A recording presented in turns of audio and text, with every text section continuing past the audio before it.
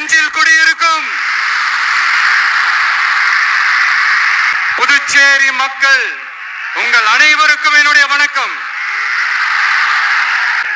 இந்த ஒன்றிய அரசுக்கு தான் தமிழ்நாடு ஒரு தனி மாநிலம், புதுச்சேரி ஒரு தனி யூனியன் பிரதேசம். அவங்களுக்கு தான் தமிழ்நாடு தனி, புதுச்சேரி தனி, இப்படி எல்லாம் இருப்பாங்க. ஆனா நமக்கெல்லாம் அப்படி கிடையாதுங்க. தமிழ்நாடும் புதுச்சேரியும் தனித்தனியாக இருந்தாலும் நாம் எல்லாரும் ஒண்ணுதான், நாம் எல்லாரும் சொந்தம் தான். 1977ல புரட்சி தலைவர் எம்ஜிஆர் அவர்கள் தமிழ்நாட்டில் ஆட்சி அமைச்சாங்க. ஆனா அதுக்கு முன்னாடியே 1974லயே இங்க புதுச்சேரியில அவங்களோட ஆட்சி அமைஞ்சது. அதனாலதான் அப்பவே சொன்னாங்க, நமக்காக வந்தவர் எம்ஜிஆர், அவரை தமிழ்நாட்டில் மிஸ் பண்ணிடாதீங்கன்னு நமக்கு அலர்ட் பண்ணதே புதுச்சேரி தான். அது மட்டும் இல்ல, இந்த புதுச்சேரி கவர்மெண்ட்டை பத்தி நாம சொல்லியே ஆகணும்.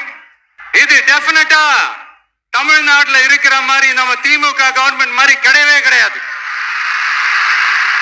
வேற ஒரு அரசியல் கட்சி நடத்துற நிகழ்ச்சியாகவே இருந்தாலும் அந்த நிகழ்ச்சிக்கு தன்னெழுச்சியா வர நம்ம மக்களுக்கு பாதுகாப்பு கொடுத்து பாரபட்சமே காட்டாம இந்த கவர்மெண்ட் நடந்துகிட்டு இருக்கிறாங்க.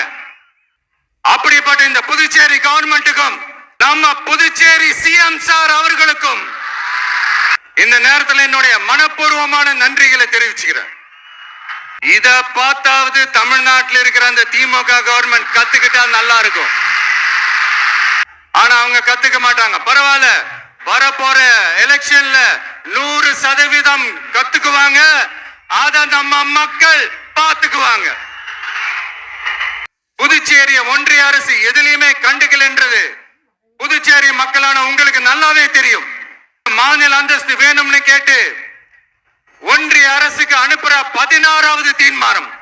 புதுச்சேரி காரைக்கால் பகுதிகளில் மூடப்பட்ட 5 மில்கள், பல்வேறு தொழிற்சாலைகளை மீண்டும் திறக்கிறதுக்கு இதுவரைக்கும் ஒரு துரும்ப கூட கிள்ளி போடல. பல்லாயிரக்கணக்கான இளைஞர்களோட வேலை வாய்ப்புக்காக எதையுமே செய்யல. இங்க ஒரு ஐடி கம்பெனி உருவாகணும்ன்றது எண்ணமே இல்ல.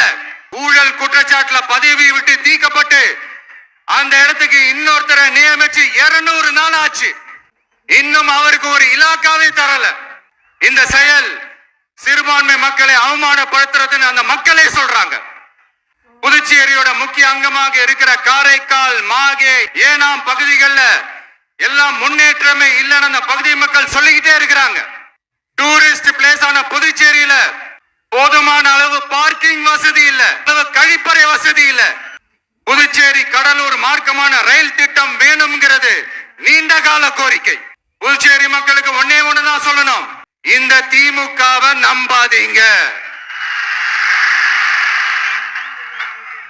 அவங்களுக்கு உங்களை நம்ப வச்சு ஏமாத்துறது தான் அவங்க வேலையே. கிட்டத்தட்ட 20 லட்சம் பேர் வாழ்ற யூனியன் பிரதேசமான புதுச்சேரி மத்திய நிதி குழுவில் இடம்பெறவில்லை. அதனால் மாநிலங்களுக்கான நிதி பகிர்தல் அடிப்படையிலும் யூனியன் பிரதேசங்களுக்கான நிதி பகிர்தல் அடிப்படையிலும் புதுச்சேரிக்கு நிதி ஒதுக்கப்படுவதில்லை. ஒவ்வொரு ஆண்டும் புதுச்சேரிக்கு தோராயமாகவே மத்திய அரசு நிதியை விடுவிக்கிறது. அந்த நிதியும் அரசு ஊழியர்களின் சம்பளம், ஓய்வூதிய தொகை உள்ளிட்ட திட்ட செலவுகளுக்கே சென்று விடுவதால் மீத தேவைக்கு வெளிச்சந்தையிலும் கடன் பத்திரங்களை கடன் வாங்குகிறது புதுச்சேரி. புதுச்சேரி தென்னிந்தியாவின் முன்னணி இண்டஸ்ட்ரியல் ஹப்பாக மாற்ற எல்லா முயற்சிகளும் எடுக்க வேண்டும்.